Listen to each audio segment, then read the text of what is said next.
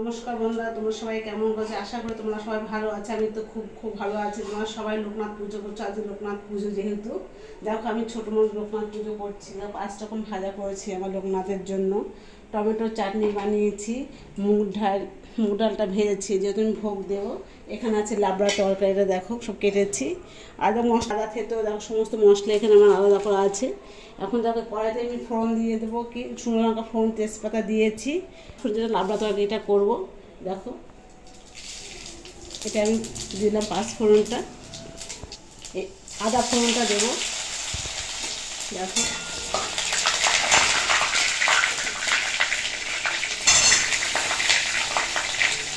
লাবড়া তরকারিটা আমি ঠাকুরকে দিই, সব ঠাকুরকে হিসেবে দিয়ে ভালো লাগে। লবণ দেবো এটা অল্প করেই, কারণ সব তরকারি আছে, সঙ্গে হলুদ দেবো, ব্যাস। যেহেতু 5 ফোড়ন লাবড়া তরকারিটা জিরে ধরে দেবো, ভালো লাগবে না। এটা এইভাবেই লাবড়া তরকারি আমরা করি। এবার কে কেমন করে লাবড়া তরকারি আমাদের জানিয়ে বন্ধুরা। আমি এইভাবেই লাবড়া তরকারিটা করি। দেখো একটু ঢাকিয়ে নিয়েছি, এগুলো আমি ওই দেখো এখন ঢাকা দেবো। আস্তেই, জলও দেবো না, আমি আস্তে নিরসা করে এটা আমি একদম রান্না করবো। দেখো একটু চিনি দেবো।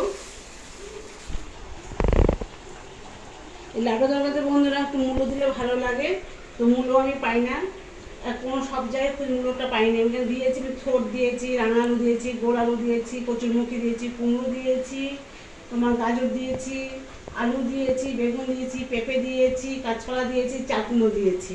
তবে মূলো দিলে ভালো সেন্ট হয়, তো খুব সুন্দর হয় তরকারিটা, করে দিতে পারিনি। দেখো লাবড়া হয়ে গেছে প্রায় আমার, দেখে নাও একবার।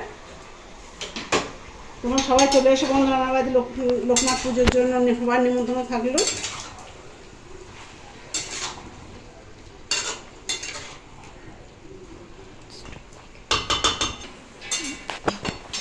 ঠিক আছে বন্ধুরা, রাখি যাবে।